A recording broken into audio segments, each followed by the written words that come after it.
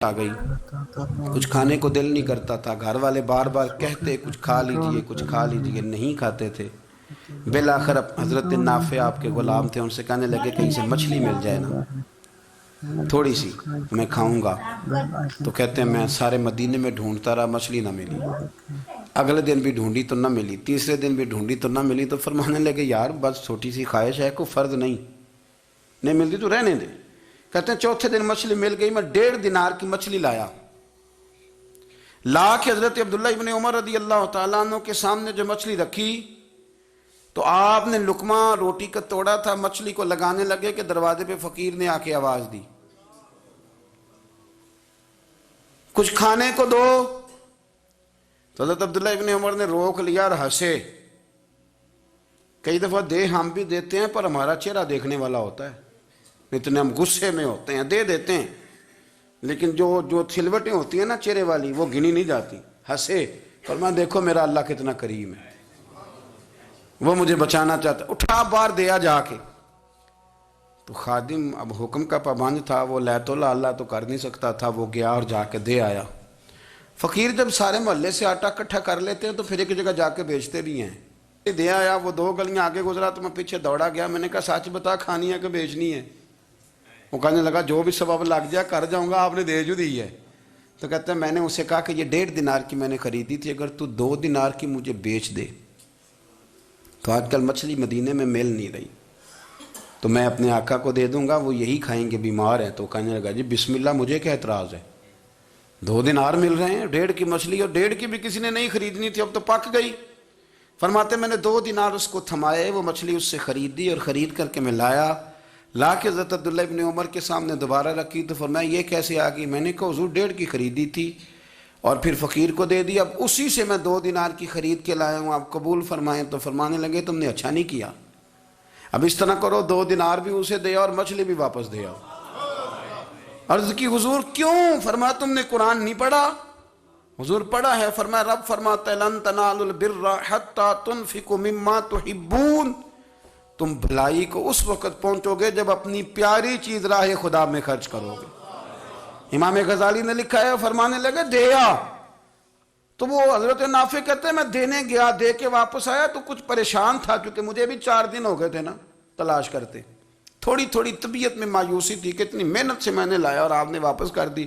تو حضرت عبداللہ ابن عمر نے مجھے قریب بٹھایا، پھر مجھے تھپکی دی، فرمانے لگے پتر میں نے ویسے بھی کبھی جھوٹ نہیں بولا اور آج کل تو میں ویسے ہی بیمار ہوں، ٹائم ہی نہیں، وقت ہی نہیں، موقع ہی نہیں جھوٹ بولنے کا، میں تجھے سچ بتاؤں مجھے مچھلی کھا کے اتنا سکون نہیں ہونا تھا جتنی اللہ کے راستے میں خیرات کھا کے مجھے سکون ہوا۔ تو تجھے تو میری راحت سے غرض ہے نا کہ مجھے راحت کیسے ہوتی ہے، تو مجھے سکون ملا ہے راہ خدا میں دے، میں نفسانی خواہش پوری کر لیتا تو یہ میرا نفس کل پھر مجھ سے مچھلی مانگتا، پرسوں کہتا نہیں چھوٹے گوشت کی یخنی بھی چاہیے۔ ہم لوگ الجھ گئے ہیں، بہت بڑے قیدی ہیں اپنے آپ کے، بڑے قیدی ہیں، سارا دن اپنی خواہشات کی تکمیل میں بھاگے رہتے ہیں، بڑے بڑے سونے نوجوان۔ میں ان پہ تنقید نہیں کرتا، مجھے جو ان پہ ترس آتا ہے جب میں رات کے اندھیروں میں انہیں ٹیلی فون لے کے چوکوں میں کھڑے دیکھتا ہوں تو مجھے رحم آتا ہے۔ میں کہتا ہوں دیکھو نفس کی خواہش کے پیچھے یہ کیا مثلاً آخر کیا ہے اس میں، ایک عورت کے پیچھے تباہ کر لیا اپنے آپ کو، یعنی زیادہ سے یہ کوئی مقصود ہے، یہ کوئی مقصد حیات ہے جس کو مقصد بنا لیا ہے؟ میرے عزیز بات کو سمجھ لیں، اتنا خوبصورت آدمی ہے اور اتنا اس کا اونچا قد کاٹ ہے، اور کیا کس کے پیچھے یہ بھاگا ہوا ہے؟ بڑا سمجھدار، دانشور، عقل مند آدمی، ذی روح بندہ، لیکن اس کا سٹیٹس آپ یہ ملاحظہ کریں کہ وہ 20-40 ہزار کی خاطر جھوٹ بولتا ہے، دھوکہ دیتا ہے، فریب اور فراڈ کرتا ہے۔ ہم اپنی نفسانی خواہشات کے پیچھے اس طرح بھاگتے ہیں کہ ہم اصل سے رہ جاتے ہیں۔ میری باتوں کی سمجھ آ رہی ہے آپ حضرات؟ تھوڑا تھوڑا کر کے، ایک ایک کر کے ان کی باتیں کم مانیں۔ وہ ضروری تو نہیں نا کہ سویرے ناشتہ بازار سے اپنی مرضی کا تگڑا کیا ہے، بازار سے لا کے پوڑیاں چنے بہترین کھائے، اور پوڑیاں چنے ابھی کھائے نہیں، شاپر میں ڈالے ہوئے ہیں، اور وہ لے کے ابھی آ رہا ہے تو ساتھ ہی رستے سے گوشت بھی چھوٹا اچھا لگا تو 2 کلو وہ بھی لے آئے کہ پوڑیاں چنے کھاؤں گا اور دوپہر کے لیے گوشت پکاؤں گا۔ وہ پہلے یہ تو کھا لے صاحب، اس سے تو نجات پا لے. یہ پتہ نہیں ہضم ہوتا ہے کہ کچھ اور کرتا ہے تیرے ساتھ، لیکن وہ گوشت بھی ساتھ لے آیا. یعنی ٹیبل پہ، ناشتے کے ٹیبل پہ بیٹھ کے فیصلہ ہو رہا ہوتا ہے کہ ہم نے کیا کھانا ہے، ہم نے کدھر جانا ہے. سنگیو یاد رکھو، باتوں کو سمجھو اور غور کرو. یہ تھوڑا تھوڑا کر کے جب ہم چھٹکارا حاصل کرنے کی کوشش کریں گے نا، چھٹکارا حاصل کرنے کی، کہیں جگہ سے، کسی جگہ سے اگر آپ کو تنبیہ ہوتی ہے نا، تنبیہ، اس میں بھی بڑا مزہ آتا ہے. اس میں بڑا، ہمارے ایک بزرگ تھے، تو ایک دن نا میں گیا تو کہنے لگے الحمدللہ آج میں بڑے سکون میں ہوں. میں نے کہا جی وہ کیا ہوا؟ کہنے لگے میں اپنے آپ کو بڑا پیر صاحب سمجھنے لگ گیا تھا. تو ایک وابڈا کے کسی آدمی سے کام تھا، تو میرے ایک دوست نے مجھے کہا کہ پیر صاحب اس کو ٹیلی فون کر دیں، سنا ہے آپ کا عقیدت مند ہے. میں نے اس بندے کو ٹیلی فون کیا تو کہتا ہے پیر صاحب میں عزت آپ کی بڑی کرتا ہوں پر یہ کام نہیں ہو سکتا. کہتے ہیں جب اس نے مجھے کہا نا تو کچھ بھی نہیں، تو مجھے بڑا مزہ آیا ہے، ورنہ میرا تو نفس پھول گیا تھا. میں تو سمجھتا تھا کہ جو میں کہتا ہوں ویسے ہی ہو جاتا ہے. کہتے اس نے تھوڑا سا نا مجھے لیول میں کیا ہے، مجھے مزہ آیا.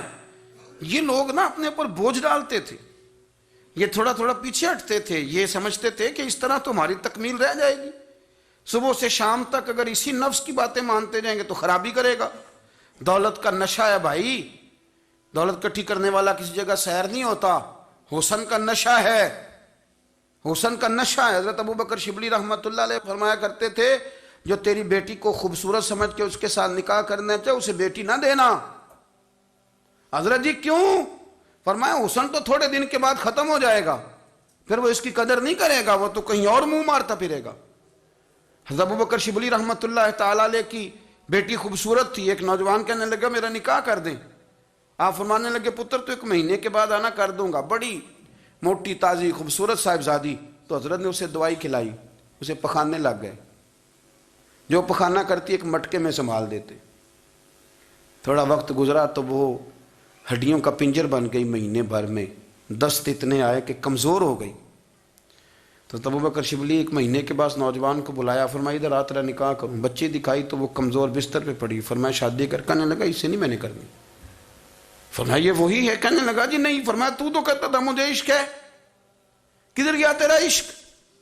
کہنے لگا حضرت صاحب آپ کیسی بات کر رہے ہیں؟ فرمایا ادھر آ. پھر وہ مٹکا جس میں گند رکھا تھا وہاں لے گئے. فرمانے لگے تیرا اس کے ساتھ عشق تھا، یہ ہے تیرا عشق. فرمایا اسے تو میں 4 دن روٹی کھلاؤں گا پھر تندرست ہو جائے گی، لیکن میں دیکھنا چاہتا تھا کہ تو میری بیٹی سے پیار کرتا ہے یا اس کے چہرے پہ آنے والی کچھ وقت کے لیے سرخی سے پیار کرتا ہے، اس لالی سے پیار کرتا ہے جو جوانی کے وقت بچوں اور بچیوں پہ آتی ہے. کس چیز کے دل دادا؟ یعنی کیا مطلب؟ نفس کی غلامی، سراسر غلامی. اور پلٹ پلٹ کے اور بڑے بڑے سیانے بندے چھوٹی سی خواہش کے لیے. بڑا سمجھدار آدمی، بڑا سیانا بندہ. میں ایک بڑے بزرگ عالم تھے، میں ایک دفعہ ملنے گیا تو پائے پکا رہے تھے، خود پائے پکا رہے تھے. تو وہ بڑے پیار کی بات ہوتی ہے نا جی. تو تامت باندھی ہوئی اور بڑی جناب خستہ حالی اور وہ پائے پکا رہے ہیں. تو میں نے ان سے کہا، میں نے کہا حضرت جی پائے تو کسی اور نے بھی پکا لینے تھے، آپ بخاری لے کے بیٹھتے، چلو میری طرح کا کوئی بندہ آپ سے استفادہ بھی کر لیتا. اب پائے آپ لائیں گے، پھر پکائیں گے، پھر آپ کھائیں گے، تو یہ تو 24 گھنٹے آپ کسی کام میں گزر جائیں گے.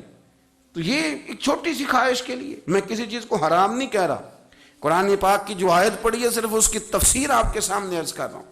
ہماری خواہشات ماں پالتی ہے، آپ کو نہیں پتا کتنے دکھ سہتی ہے. میں ان ماؤں کو جانتا ہوں جو بیٹے کے حصوں کی مار بھی اس کے ابے سے کھاتی ہیں، مار کھاتی ہیں. وہ ایک خاتون ہے، ایک کان سے سنتا نہیں، میرے پاس ایک دفعہ آئی، کہنے لگی 60 لگ گئی سی، کوئی دعا کر دیں یا کوئی وظیفہ پر، ڈاکٹر کہتے ہیں ٹھیک نہیں ہو سکتے. میں نے کہا باجی صحیح بتاؤ مسئلہ کیا ہے؟ کہنے نہیں کچھ بھی نہیں. مسئلہ کیا ہونا ہے؟ پتر غلط نکل آیا ہے، اس کا باپ روز مارتا ہے، آج میں آگے گئی ہوں تو اس نے ایک تھپڑ میرے کان پہ مار دیے.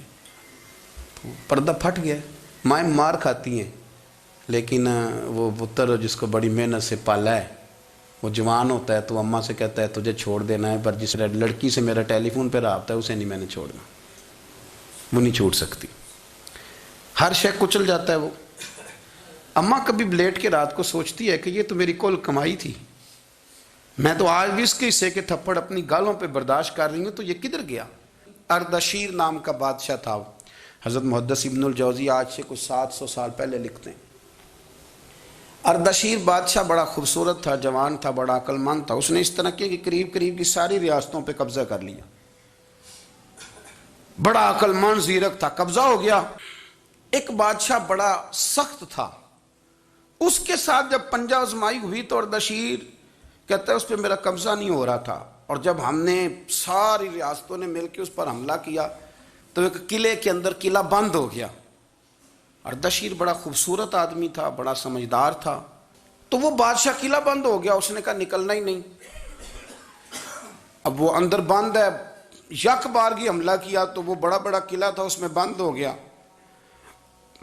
اس بادشاہ کی نا جس پر حملہ کیا، اس کی بیٹی اچانک ایک دن قلعے کی دیوار پہ چڑھی تو اردشیر کے حسن و جمال کو دیکھا تو عاشق ہو گئی، اور اپنے ہی باپ کے خلاف اسے کہنے لگی کہ اگر تو میرے ساتھ شادی کا وعدہ کرے نا تو میں تجھے رستہ بتاتی ہوں حملہ کرنے کا. اس نے کہا میرا وعدہ رہا، تو رستہ بتا. اس نے رستہ بتایا اس لڑکی نے، اور بادشاہ نے حملہ کیا تو اس کا باپ قتل کیا، اس علاقے پہ قبضہ کیا شادی کے وعدے پر. ہاں نفسانی خواہش بندے کو اندھا کر دیتی، نہیں سمجھ آتی اس کو میں کدھر جانا ہے، اندھا کر دیتی. حملہ کیا، اور جب اس لڑکی کو لے کے آیا نا اپنے محل میں، تو پہلے دن شادی کی پہلی رات تھی، تو بستر بچھایا کنیز نے، تو وہ کبھی کروٹ ادھر بدلتی کبھی ادھر بدلتی. تو بادشاہ کہنے لگا کیا ہے؟ کہنے لگی بستر میں کچھ ہے، مجھے تکلیف دے رہی. اس نے چراغ جلائے اور جب بستر اٹھایا تو ایک اتنا سا دھاگا نکلا. دھاگے سے عموماً تکلیف نہیں ہوتی. تو اس نے کہا تو اتنی نرم و نازک ہے کہ دھاگا.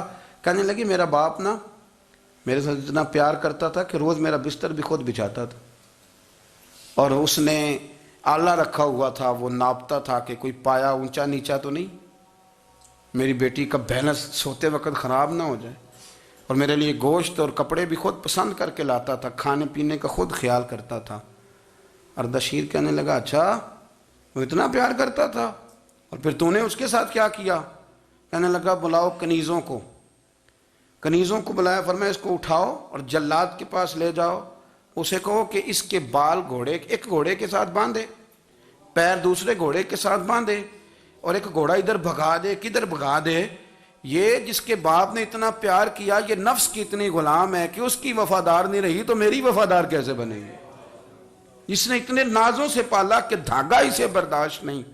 او یارو یاد رکھو، اگر نفس کی غلامی کرو اور بڑے بڑے وفاداروں کو چھوڑ کے غلامی کرو تو پھر کہو وفادار مل جائیں. کوئی بول وا لڑا نہ بول بیٹھی ہوندے خصم ناراض بڑ بولیاں دے، کہاں سر کھائے تے بلبل ٹھنڈ پائے. بڑے فرق نہیں سجنا بولیاں دے، جڑیاں خصماں دی وچ رضا وسن، پاگ جاگ جاندے انہاں گولیاں دے. آپ ادلیاں نو سردار پین تکے تے شرما والیاں نو چوٹے ڈولیاں دے. اپنے نفس کے پیچھے چلو گے تو یہ تباہی ہے. جب ہم نے کسی سے وفا نہیں کی تو یہ کیا امید ہوئی کہ دنیا ہم سے وفا کرے گی؟ اللہ رسول کی مرضی کے مطابق اصول پسند زندگی بنائیں، ایک ایک کر کے اپنی خواہشات سے پیچھے ہٹیں، تھوڑے پہ گزارا کرنا سیکھیں، اپنے نفس کو سمجھائیں. ضروری نہیں کہ روٹی ہر وقت مزے کے لیے کھائی جائے، کبھی کمر سیدھی کرنے کے لیے خشک روٹی بھی کھا کے دیکھو، کبھی سادہ کھانا اس پہ بھی اکتفا کرو، کبھی تھوڑا کھر کے اچھے طریقے سے سادے کمرے میں بھی اللہ کو یاد کر کے دیکھو. نفس کے پیچھے نہ بھاگیے گا، تباہی کرے گا. رب کریم سمجھنے کی توفیق رفیق عطا کرے.